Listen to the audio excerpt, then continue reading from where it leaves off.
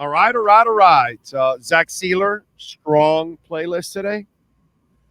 I knew you would love Zach Sealer's playlist. And he had some variation too. So it wasn't just No, I yeah, know he had some rock, some country, but then also like threw in a little bit of like early 2000s hip hop. So he had a little something for everybody.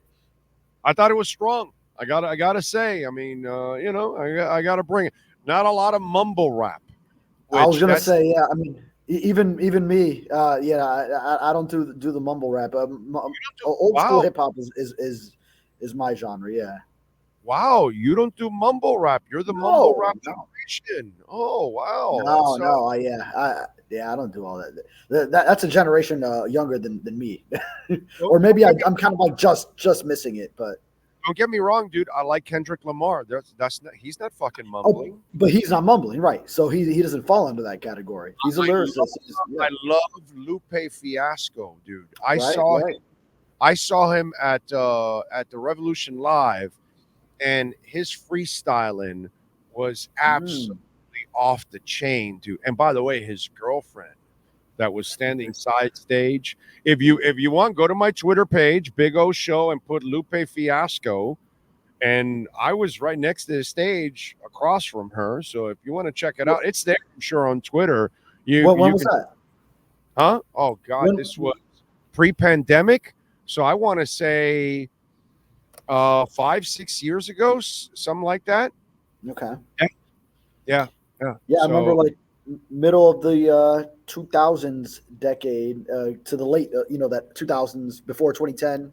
So like '06, '07, '08, '09 era. Yeah, he had some jams. what's the name of the one that my daughter loves? J. Cole. Okay, You yeah, know, J. Cole. Yeah, yeah, he's strong. I have several of his songs on my in my liked songs playlist. okay, there's talent out there that doesn't the mumbling shit. It's just like, my God, I don't know where that is skill, to be quite honest. But anyway, no mumbling, and great job by Zach Sealer today. So I thought that was awesome. All right, so let's first of all, I haven't talked to you yet on the whole Tua thing. So let's That's right. get to it. You were at the press conference yesterday with Tua and little Tua, right? So it's almost like we have our own Gogu now, right? Like, you know what I'm saying? So now we have one like that with Tua's son now. We have a new Gogu there. So talk to me about the family and the press conference yesterday. I thought that was super cool, dude. Very cute. Very cute. Yeah, that was good.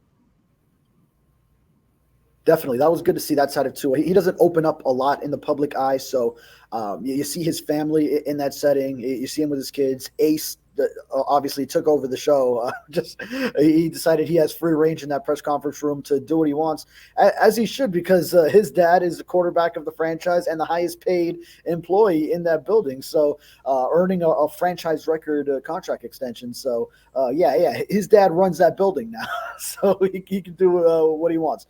Granted, okay, yeah, owner Stephen Ross still has a bit more wealth than Tua, but as far as just contractually on the team now, Tua is set, and it's great to see because those are the people that he's helping. That they are now set for life. His wife, his kids, All right, man. because Tua has done this for himself at the NFL level, at the professional football level. So through the game of football, and he was reflective on his father, how hard he pushed him, and how that got him to these levels where when he reminisced on being a kid, and that when he had a bad game, his father would take him straight to a passing academy, a passing camp, in his pads, in his uniform from that game. He would go straight and have to practice some more because he didn't have a game that was up to par. So you just see it all come together for Tua, reflecting on his journey to get here, and then how that led him to being this top prospect that eventually gets to Alabama, top draft prospect. He's gone through the injury troubles, and then the first 2 years under Brian Flores that made it difficult for him. Mike McDaniel helps him turn it around. The presence of Tyreek Hill, this offense that he's in, and just sort of being that perfect fit for this offense, and just seeing it come together for really a guy. He's a great. Yeah, no, I'm with you. And yesterday,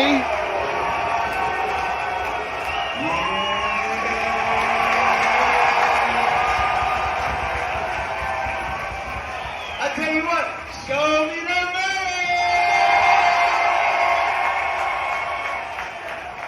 Hey, we just want to say, on behalf of the Miami Dolphins organization, thank you guys for taking your Sunday out to come with us. We're going to need you guys to hype us up. It's hot out here. And keep the tears going. Let's go.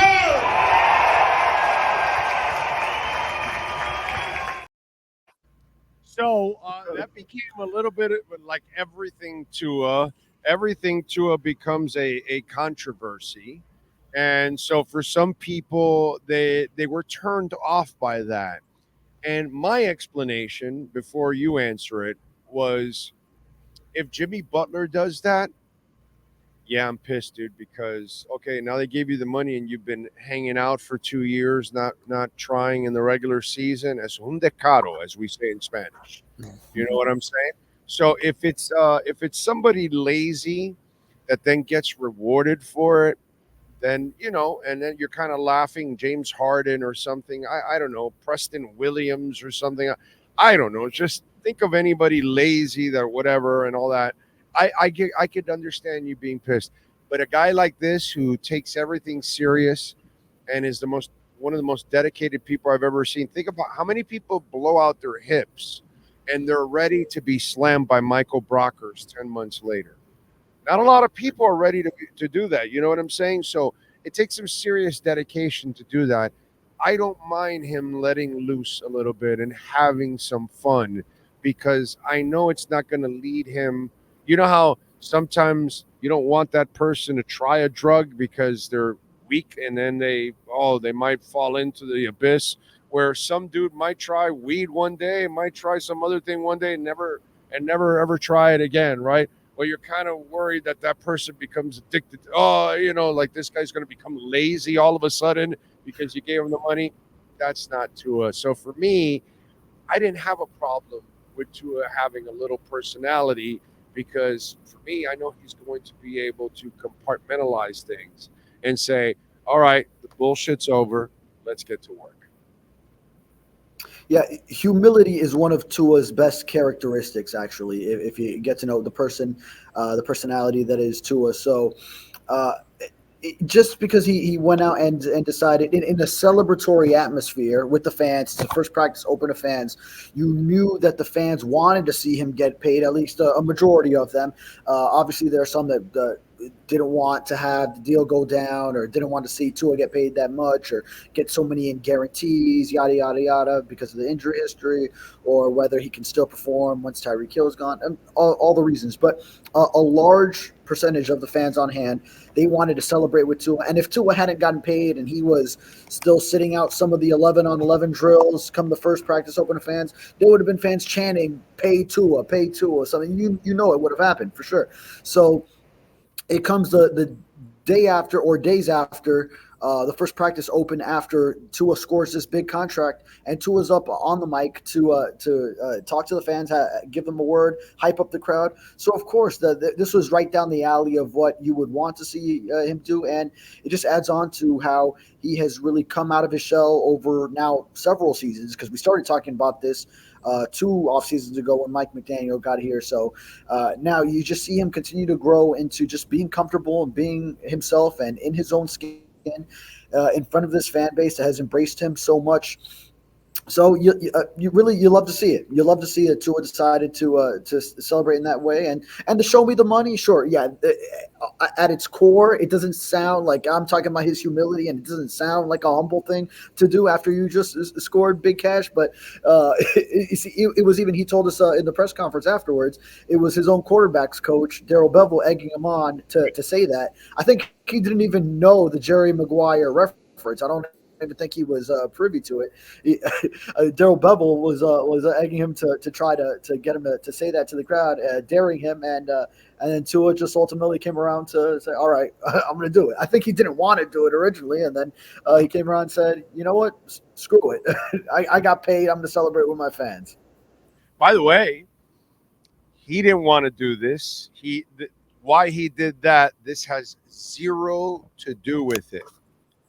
But indirectly, it's kind of an FU to the haters. Like, yeah, I'm here. I didn't quit, asshole, after a couple of concussions, and I got paid.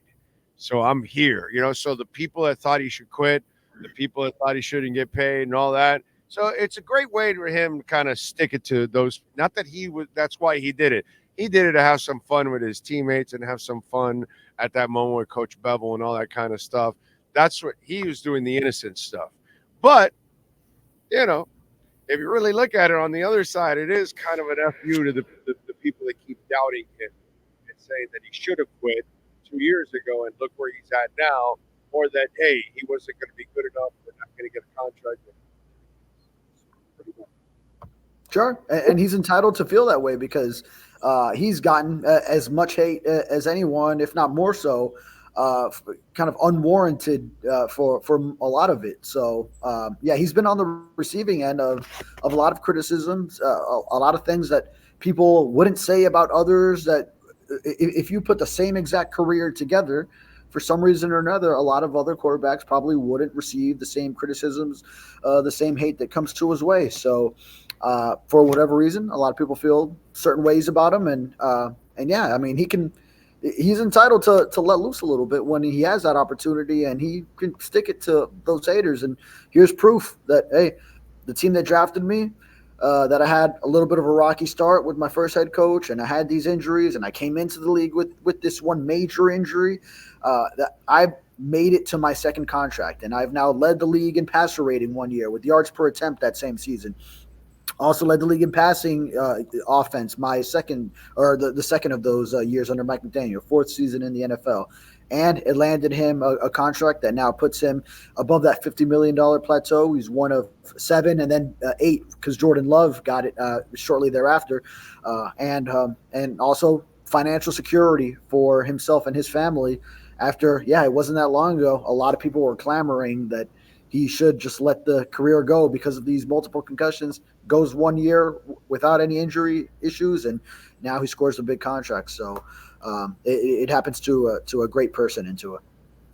Yeah, imagine if Sidney Crosby also quit early on in his career when he had several concussions too. It's just like, come on, man, you got to be a fighter in life, bro. Life is going to kick you in the ass, and we all know it. It kicks us all in the ass one way or the other, and we got to find a way to respond. All right, so we know that Chubb and Phillips, it's going to take them a little time to come back whenever they come back and all that, and gradually they'll be brought back. Agba has actually had a good camp so far, but again, there's no surprise there. I think we all think he's a good player and he's going to help out. Calais Campbell, I don't need to see anything here that I'm going to learn anything from Calais Campbell. So we want to learn from others, okay? What are you learning from Chop? What are you learning from Kamara? Talk to me.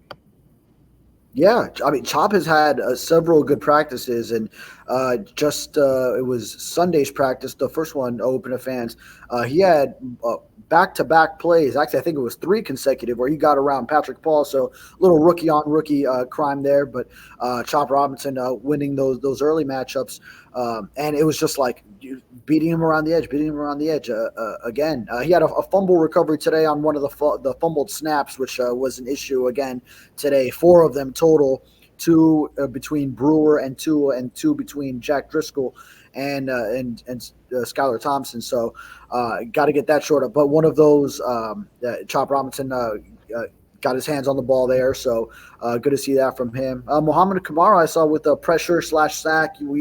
For those of you who attend training camp practices, these are debated because you're not tackling the quarterback to the ground. So whether it was a sack or whether it was a pressure and the quarterback stepped up and threw, that's always up for debate. You don't really know because you're not actually hitting. The touchdown to Tyreek today, that really was a sack, actually. It's just, whatever. But it's up for debate because you don't register the actual sack until the quarterback is brought down. So, but yeah, all those plays. And one guy that's been impressive is the undrafted rookie out of UCLA, Grayson Murphy. he's been coming around the edge, looks strong in pass rushing, and maybe if he can contribute on special teams too, that he could earn himself a roster spot, especially on a roster that needs some edge rushing production early in the season as Phillips and Chubb come back. All right. So then when Shaq retired, I tweeted out right away. I said, okay, they may make a move for free agency, but this is an opportunity for two youngsters in Quentin Bell and Cam Good. If Cam Good comes back, that's the other guy for me that has been flashing practically in every practice is Quentin Bell. I like what I've seen from the young man, actually. Yeah. I should have mentioned him too. He's right there with Murphy, and he's been, among one of the top.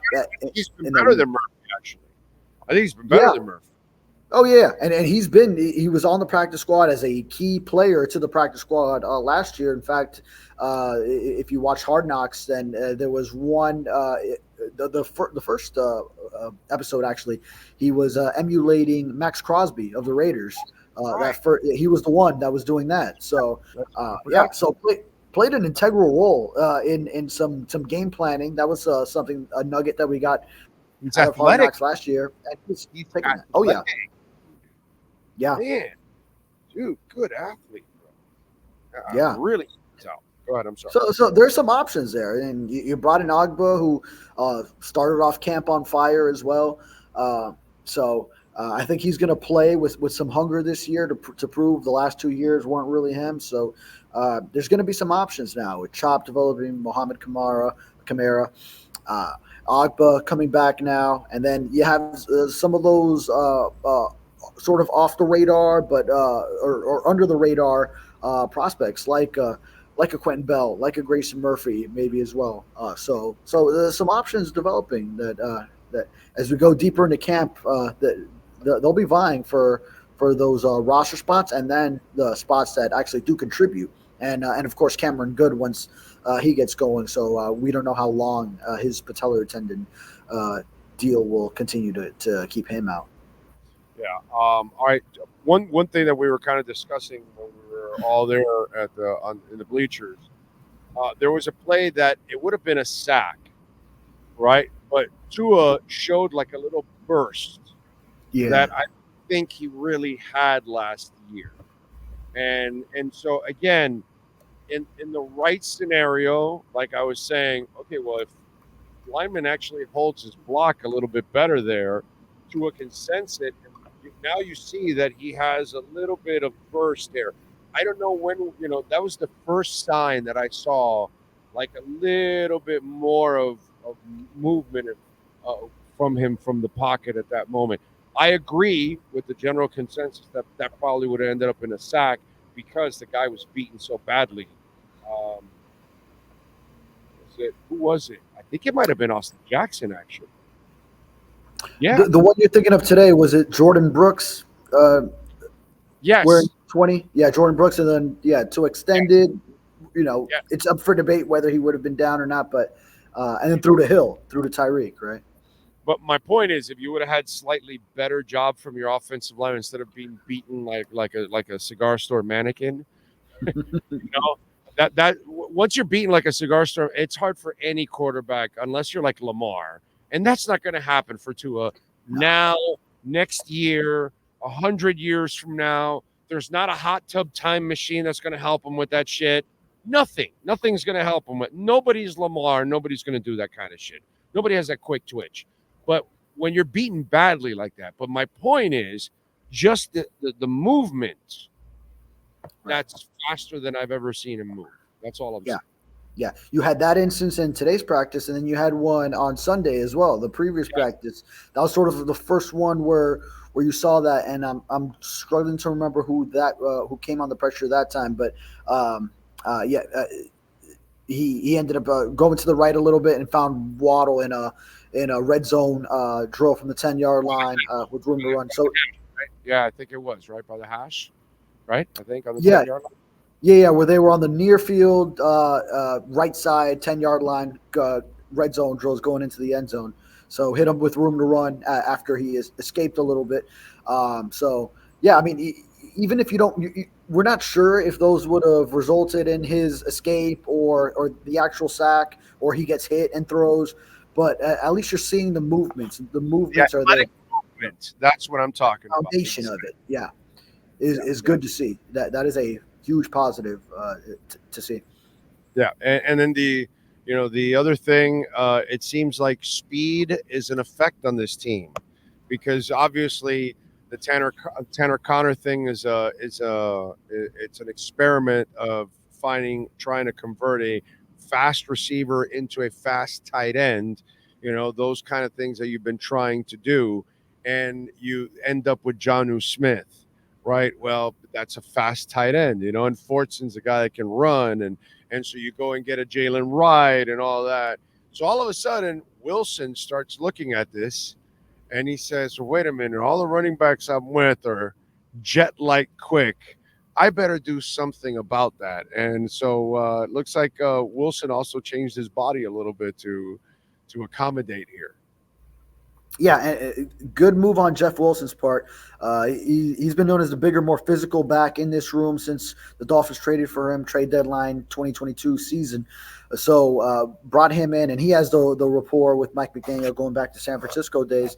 But I think after he had a lessened role in 2023, even though he had his highlights like the late first down against the Cowboys to help seal that win with the game-winning field goal. But there wasn't much else. And I think he sort of saw the writing on the wall and knew that in order to be his best self and present his best self in this offense, wide zone scheme, that you need that speed. You need to be able to get to the outside and then hit that hole hard when you do see it as you go laterally.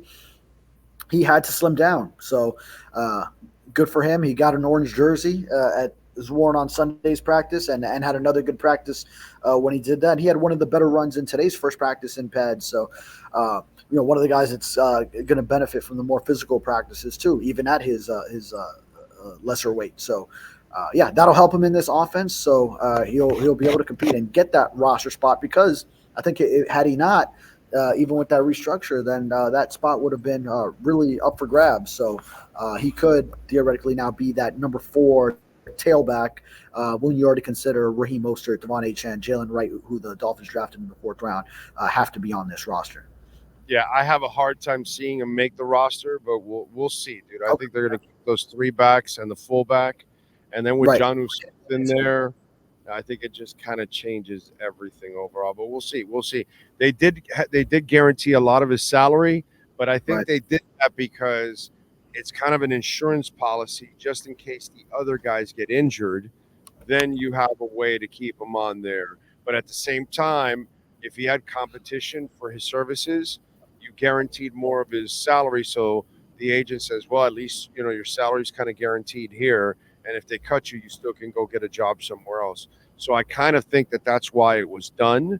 But we'll see. I just think that there's a really slim shot at that. Now, let's get into the snapping that is an issue right now.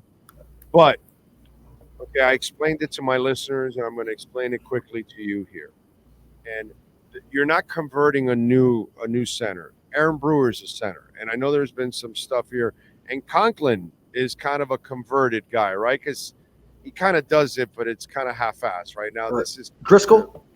Yeah, Driscoll. I'm sorry, Driscoll, yes. Mm-hmm. That's kind of like a newer thing for him, right? He doesn't have as much a rich history at center, right? Right. Yeah, he's versatile on the line, so he's played all over. But Right. Okay, so here's my thing that I explained to people. You got to understand, you can't freak out on the snapping just yet. Okay, first of all, you're in the off season, and you're doing the snapping, and it's in a walk-through type mode, all that kind of stuff. Then here comes camp, and you start to ramp it up a little bit more, but without pads. And really, linemen don't really unload until they get pads, because that's when they can start hitting people and all that, because they take so much punishment and all that kind of shit. So that's at 1 speed. Then all of a sudden now you're starting to put on pads, and now you're trying to get closer to game speed. All those kind of things. And plus, Brewer has to learn a new blocking scheme and an offense and all that kind of stuff. So you got to give them a couple of days. And I think that by the weekend or early next week, if you're still having those issues, then I think you can really be, concerned that, hey, yo, what's going on here? Did this guy forget what to do or something? But right now, I wouldn't overreact too much because of the whole newness of the thing for everybody. At the same time, new offense, new calls, and then you have just ratcheted up the speed all of a sudden. Absolutely, and I asked Mike McDaniel about this last time he spoke just yesterday, and he too said it's too early to make it a concern. Obviously, he would like to see that every snap is executed to perfection, but that's not been the case. And then it was actually the worst day of it today. So, 4 total mishandled snaps, 2 from 2 different groups each. So something that the Dolphins will need to fix, but. We've seen it in the past now. Connor Williams had the same issue, and then that one leaked into the regular season as well. So you don't want it to get into that range. So if it does, and now you're seeing it across multiple centers, multiple seasons, then is it an issue with how the offense is run and making it difficult for the center quarterback exchange? Then there's deeper dives that you have to take into why this is happening, but. Hopefully, the Dolphins do just get this settled pretty soon, and then it's not an issue going forward into deep into training camp, where then it could continue into the regular season. All right, wrap it up with one thing you liked and one thing that Dolphin fans may not like that we haven't talked about. One thing I liked about today's practice, about anything, but practice overall, whatever that you've noticed, you tell me what's one thing you like and then one thing that Dolphin fans may not like. Okay, you know what? I'll give you we talked about some edge rushers, but I'll give you Ezekiel Vandenberg also among the inside linebackers. He had some plays, and we've seen his number 57 around a little bit, and today he deflected a pass that after ricocheting somewhere else, it ended up in Jalen Ramsey's hands as an interception. David Long, he was talking to us today. He said he's having a hell of a camp, so showed some good run defense. Again, so he was a guy that was an undrafted rookie last year and missed the season on IR, but had some flashes last training camp, and and he had one of the more physical plays in pass defense. A guy coming over the middle gave him a decent thump where you could tell he was ready to lay somebody out had it been a scenario where they were really hitting. And one thing I don't like, let's see, the snapping is at the top of the list. All right, but I'll give you another one. Jody Fortson had a drop today on a wide open play. Skylar Thompson hit him. Skylar Thompson was a bit inaccurate at times, but he made some good throws. The one to Tyreek Hill for the touchdown, one to Braxton Berrios that was in a tight coverage over the middle, and then Jody Fortson wide open on a corner route, and he dropped it. So big tight end with some speed that he's supposed to be making those plays, and that was one opportunity for him, and he dropped the ball. So Connor also had a mistake too today in practice. So those are 2 guys that can't afford to have any mistakes whatsoever, because really 2 guys have already made the roster in Jonnu Smith and Smythe. Those are done. That's it. It's really you're all battling for maybe one spot. Right, it's probably one. And Julian Hill had a good day. That's great. I talked about Julian Hill. I think he's your 3rd guy right now. That one-handed grab on the sidelines was really nice. Really nice. Yeah, had that. So he's looking good again after making the roster last year. And he plays physical too at tight end. So I know John Embry, tight ends coach, really likes that. That's a quality that he appreciates in his tight ends, which is why he's a big Durham Smythe fan as well since Embry came over here. Skylar is stuck because he's got a good arm, but he is stuck with the touch part of it, and he's got to get better with touch, and that's why he's not a great accuracy guy yet, or maybe ever will be. You never know. If he can't learn how to pull back a little bit on the mustard, and that's why usually all his throws are overthrows, if you notice. They're really not underthrows. They're mostly like 95% of Skylar Thompson's bad throws are overthrows. And all of them today were overthrows. Every one of them was an overthrow. And that's most of them. Yeah, because he's got a strong arm. I think it was him that was on the deep throw to Connor. Connor had to kind of slow down for it, and Patrick McMorris came up with the breakup.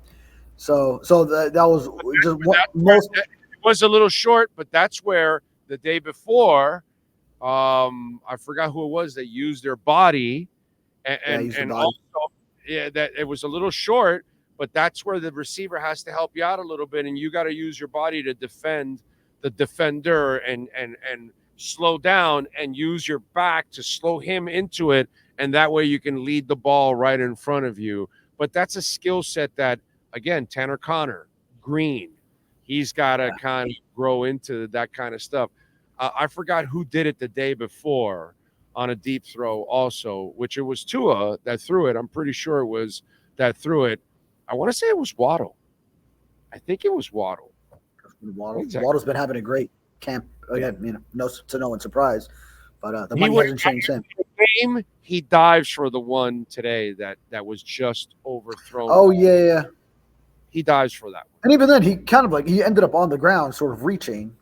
Maybe not like a dive per se, but he go all out. Right. It wasn't full extension. It was. Next time you talk to him, tell him in a game you would have gotten to that ball, right? You would have been all out. And I bet you he says yes, because he's not going to throw himself. You know what I mean? There's no reason to do that, bro. It's late July. You're not gaining anything by, coming up with this incredible catch. You know what I'm saying? Wait till the regular season to try that kind of stuff, So I think he would have gotten to it because it was right there, dude. Right there, man. Yeah. Right there. Yeah. Slide over a little bit out of his reach, but yeah, it was a little bit. It was there for the taking. It was a little overthrown. What do you got going on in the Sun Sentinel to help out the folks out there? Yeah. Covering all these latest practices with our practice report, so all the details, stock up, stock down. And today, I was going to write about David Long, but then realized we were having a Jalen Waddle interview, so wrote about the connection that will now be together for years to come. That started at Alabama between Tua and Jalen Waddle. Now with both of them securing their extensions ahead of this season, they will be together for the foreseeable future as well. So, wrote about that today, and then and I think I got to check into what Teron Armstead said on NFL Network. I was so busy with live coverage that I haven't seen that interview, so I'll have to catch up on that. And seems like there was a nugget there that he'll be back tomorrow. So I'm going to be checking in on that news now. And by the way, I said you need to get they got $26 million under the cap right now. Get the Holland deal done now. Don't wait till he has a Pro Bowl year. Do it now, bro. Because the last 2 years have kind of been a little up and down for him, and it's not him. I think he's a complete and total stud. I think Weaver's going to move him around all over the place like a chess piece. I think him and Ramsey are going to cause fits for teams. But if I'm them, 2 years ago he had the entire secondary injured, and he had to play like chaperone to everybody. And then last year his 2 knee issues, the second half of his season was mincemeat. Plus the old man really didn't, wasn't the best communicator out there. I expect that deal. So what do you think that deal happens? Does that happen as soon as possible or what? Yeah, I mean, I like the idea. Get it done now because the price will go up, and you know what you're getting in Javon Holland. So I think you know who you have there. And last year, maybe the end, a little bit of an outlier with the knee injuries. I don't think that'll persist or continue to happen with him. He's had such a clean injury history before that. So, I like the idea, especially now. And Javon said that he knew he was on the back burner until Tua got his deal. Well, now Tua has his deal. You got it. All right, man. Follow him on Twitter at David Furones _. And David, I'm telling you, a fun piece that you should work on for the bye week. Okay? Because the bye week, okay? Dude, I am broadcasting at a Dolphins bar in Niagara. Okay, for the Buffalo Bills game. And the guy is a Dolphins owner. The owner is a Dolphins fan. His wife is a fan. Okay. I am with a group of Dolphin fans in Indy this year, okay? I've broadcast at a Dolphins bar in Vegas, Tommy Rockers. There's one in Flagler Beach by Daytona. It's called Tortugas. It's a Dolphins and Canes bar, actually. We have Dolphins bars all over the country and also in different countries. None of our local writers have actually taken the time to write a piece about a team that hasn't won a championship in 50 years, yet the Heat win all the titles. You can't find a Heat bar if your life depended on it. Yet I've broadcasted from Slattery's in Manhattan, New York. It's a Dolphins bar. Okay? I mean, they're all over the place, dude. I just gave you a couple. There's a hell of a lot more. And I think it's the coolest thing that people talk shit sometimes about our fan base, yet I don't think there are Texans bars all over the country and all over, in different parts of the world and all that kind of stuff, and yet the Dolphins have bars like all over the damn place, dude. It's like the coolest thing. Man, along those lines, did you catch Jazz Chisholm's first game with the Yankees? A post-game interview on Sunday Night Baseball ESPN with Buster Olney. He says about being a Yankee that, he always dreamed of it because growing up in the Bahamas, he watched the big sports teams, the Yankees, the Lakers he named, and the Dolphins. And I was like, oh, man, he has the Dolphins up there among the elite franchises in all of sports. Yeah, so, that was interesting to hear.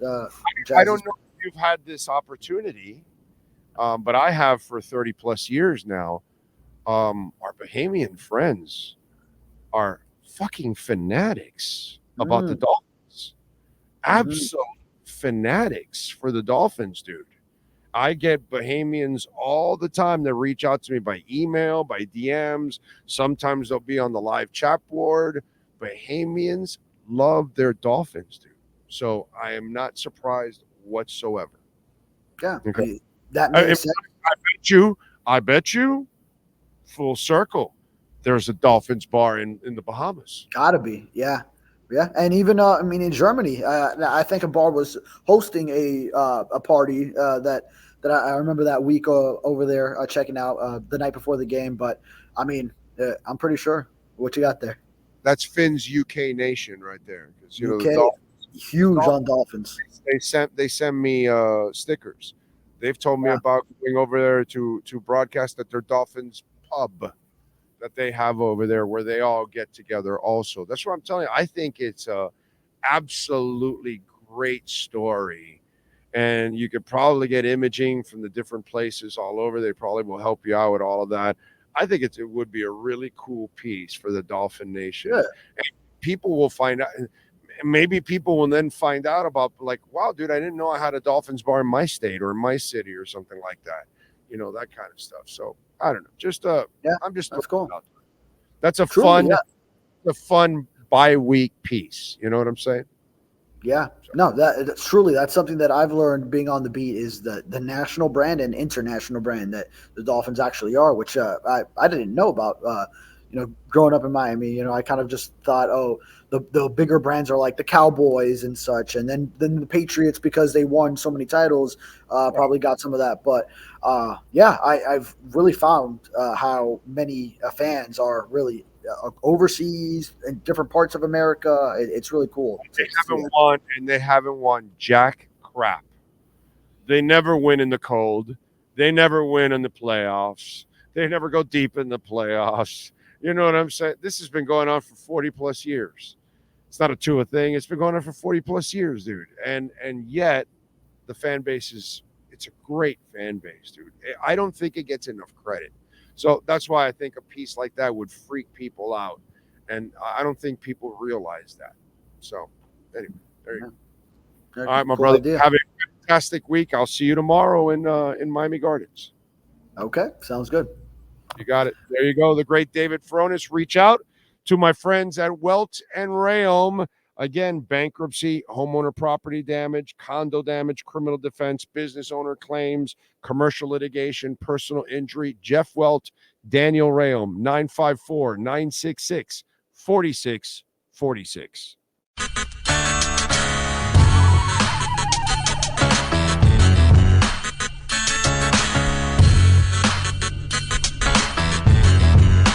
This is the Big O Show.